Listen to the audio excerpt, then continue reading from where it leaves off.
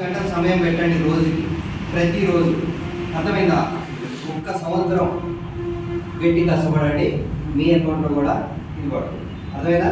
అక్కడికి మనీ వచ్చిందంటే ఏమైంది? నెత్తి మీద సేవింగ్ అవుతుంది. అలా 1,00,000 ఇన్కమ్ తీసుకునే వాళ్ళు చూద్దామా మరి? రైట్, నా టీంలోనే నేను అందుకే ఎప్పుడు చెప్తుంటా. సింపుల్ పాయింట్ ఏంటంటే, ఫస్ట్ మీరు ఒక 10,000 సంపాదించండి. ఇంత రామకృష్ణ గారు ఎలాగైతే ఫస్ట్ 10,000 కోసం చూశారు, 10,000 వచ్చింది. 10,000 వచ్చిన తర్వాత ఏం చేయాలి? మన కింద ఉన్న 6గురికి 10,000 ఇప్పియాలి. అప్పుడు మనకి ఎంత వస్తుంది? 1,00,000. తర్వాత ఏం చేయాలి? నీ కింద ఉన్న 6గురికి 1,00,000 ఇప్పి నీకెంత వస్తాయి? 5 వస్తాయి. ఇప్పుడు నా పరిస్థితి, నా కింద 6గురికి నేను 1,00,000 ఇప్పిస్తాను. ఎంత వస్తాయి? 5 లక్షలు వస్తాయి. తర్వాత ఏం చేయాలి? నీ కింద ఉన్న 6గురికి 5 ఇప్పి నీకెంత వస్తాయి? 1,00,000. ఎంత? రోజుకి ఎంత? 1,00,000.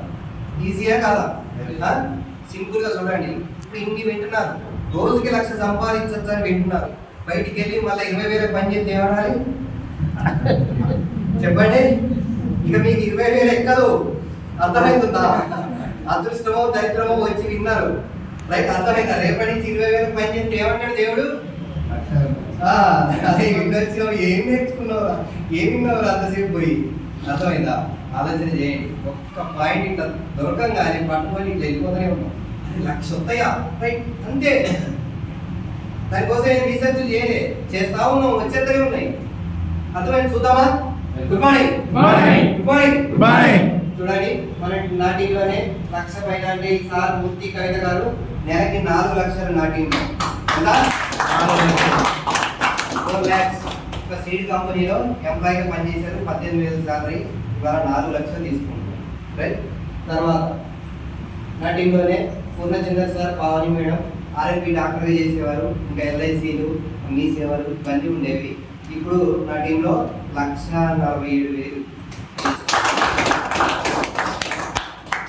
తర్వాత చిరంజీవి శ్రీలత గారు టీచర్గా జాబ్ చేసేవారు. ఓకే, ఇవాళ 1,60,000.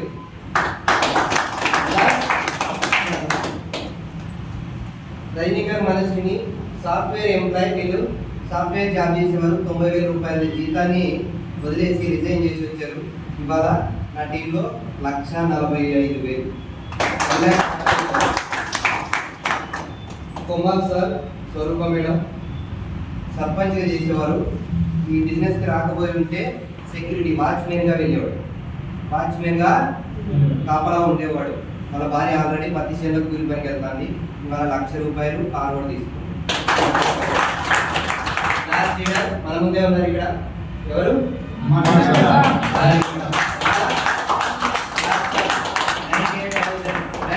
టీమ్ హెల్పింగ్ హ్యాండ్ తెలుసు కదా? టీమ్ హెల్పింగ్ హ్యాండ్స్ ఛానల్ అని తెలుస్తున్నారు. రైట్, మన కో ఫౌండర్ టీమ్ హెల్పింగ్ హ్యాండ్స్లో ఉంటూ ఇవాళ మెట్రోలో జాబ్ చేసేవారు. సార్ కూడా మంచి శాలరీ, ఇద్దరు జాబ్ చేసేవారు. ఇవాళ జాబ్ని ఎడచెప్తో రిజైన్ చేసి వచ్చి బెస్ట్ ఇచ్చేస్తారు. క్లాస్ ఒకసారి ఈ 6 ఎంతమంది ఉన్నారు? ఈ 6కి ఎంత వస్తున్నాయి? 1,00,000 పైన వస్తున్నాయి. నాకెంత వస్తున్నాయి?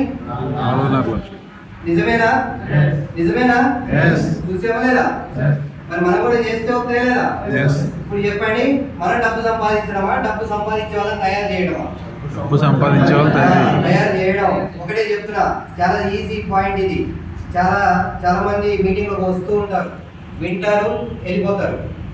ఇంకొంతమంది వస్తారు, వింటారు, కొంటారు. ఇంకొంతమంది వస్తారు, వింటారు, కొంటారు, కొనిపిస్తారు. అర్థమైందా? 3వ పాయింట్ ఏంటిది? వింటారు, కొంటారు, కొనిపిస్తారు. ఇలా ఉండండి. అర్థమైందా? విని వెళ్ళిపోయినా ఉపయోగం లేదు, విని కొనుక్కున్నా పర్వాలేదు, కానీ విని కొనిపిస్తే ఇలా మాట్లాడాలి. ఎలా?